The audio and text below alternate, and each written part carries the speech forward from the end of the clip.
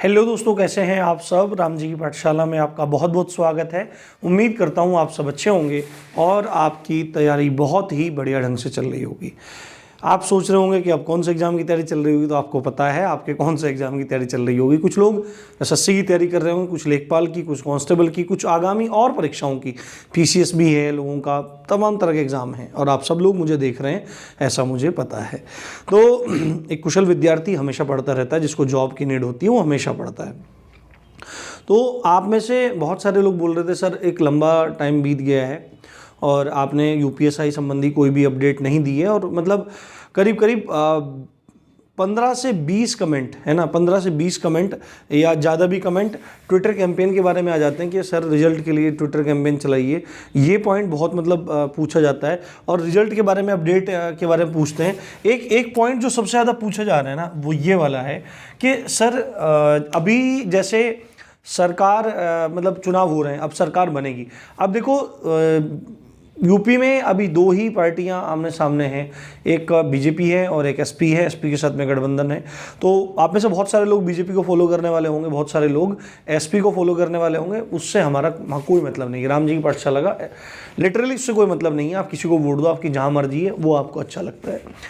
But आप में से कहा है बहुत सारे लोगों ने कि सर ये बात भी सुनने में आ रही है कि जो ये भर्ती है 9534, ये जो भर्ती है यदि दूसरी सरकार आ जाती है तो क्या ये भर्ती निरस्त हो जाएगी। तो ये एक मतलब बहुत ज़्यादा पूछे जाने वाला क्वेश्चन है। तो इसके बारे में डिस्कशन करते हैं, साथ में रिजल्ट के बारे में बात करते हैं। देखो ऑथेंटिक अभी कोई ऐसी अपडेट तो कोई नहीं, अभी कोई अपडेट नहीं है। आप में से बहुत सारे लोग अब कहने लगेंगे अपडेट नहीं है तो मत आया करिए वो फलाना।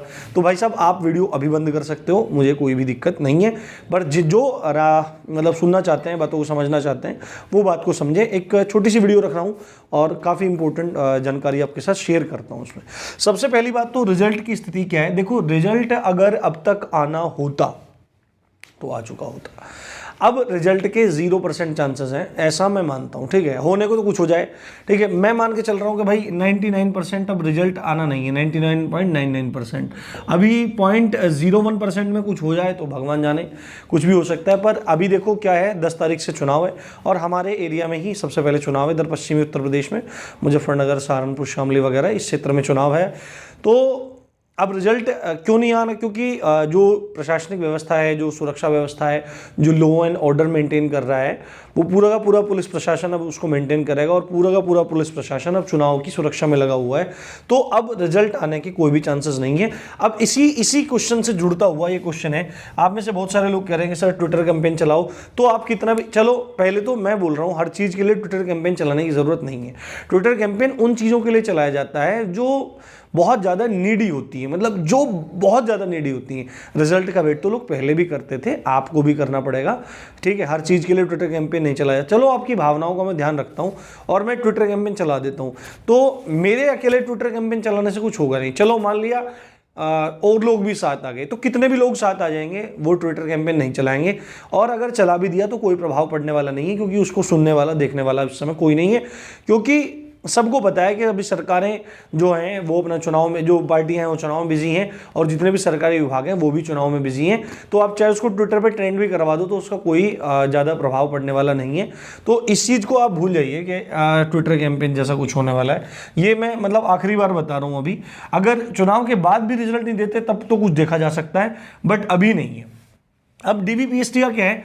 अब डीवीपीएसटी आप ये मान के चलो कि आपका डीवीपीएसटी मार्च अप्रैल में होगा। अब चुनाव के बाद ही आपका रिजल्ट आएगा और वो भी डिपेंड करेगा कि सरकार कौन सी आ रही है। अब आप में से जो बीजेपी समर्थक होंगे वो बोल रहे होंगे बीजेपी गवर्नमेंट आएगी, जो आप में से सपा समर्थक होंगे वो बोल रहे होंगे भाई सपा की सरकार आएगी। बट जो होना होगा वो चुनाव में 10 मार्च को पता लगेगा, उससे हमारा कोई मतलब नहीं है। बट मैं फिर भी एक बात बता देता हूँ, अगर चुन के आती है यही सरकार तो आपको रिजल्ट देखने के लिए मिल जाएगा। ठीक है, रिजल्ट आपको देखने को मिल जाएगा। मार्च के एंड में चांसेस हैं, बट अप्रैल में आपको देखने के लिए अब रिजल्ट मिल सकता है। और यदि आपका अप्रैल में रिजल्ट मिलेगा तो आपकी अब जो डीवीपीएसटी है और जो आपकी दौड़ है, ठीक है, वो अब आपकी अप्रैल में ही होगी, उससे पहले होने के चांसेस बहुत कम हैं, बहुत कम है। और ठीक है, ये मतलब अनुमान है चीज़ों के, ठीक है। देखो सटीक जानकारी अभी किसी के पास भी नहीं है, होने को कुछ भी हो सकता है। आप अपनी रनिंग करते रहें, हल्की फुल्की दौड़ लगाते रहें, पर अपनी पढ़ाई भी आप लोग करते रहें। अब जो ये मुद्दा है क्या भर्ती निरस्त हो जाएगी, तो इसके बारे में मैं आपको बताता हूँ एक बात। अभी 2017 से पहले जो गवर्नमेंट थी वो समाजवादी पार्टी की थी, उसके बाद फिर गवर्नमेंट आई बीजेपी की, है ना, भाजपा की सरकार आई। तो आप में से जो लोगों की शंकाएं हैं कि सरकार बदलने पे क्या भर्ती निरस्त हो जाएगी, तो ऐसा बहुत रेयर होता है, ठीक है, ऐसा बहुत रेयर होता है। देखो जो 2016 वाली भर्ती थी वो समाजवादी पार्टी के समय की ही थी, ठीक है, बट उसका एग्ज़ाम कब लिया गया, उसका एग्ज़ाम आपका लिया गया 2017 के दिसंबर में, ठीक है। तो वो प्रोसेस चलता रहा, पूरा फॉर्म तब के भरे हुए तो प्रोसेस चलता रहा। अब चाहती तो गवर्नमेंट आगे उसको कैंसिल कर सकती थी, पर ऐसा नहीं होता है। राजनीतिक पशुपेश अपनी जगह रहते हैं, पर भर्तियां चलती रहती हैं। बट एक पॉइंट ये निकल कर आ रहा है, एक पॉइंट ये निकल कर आ रहा है, यदि बीजेपी गवर्नमेंट आती है तो आपकी भर्ती अच्छे से फटाफट चल के हो जाएगी।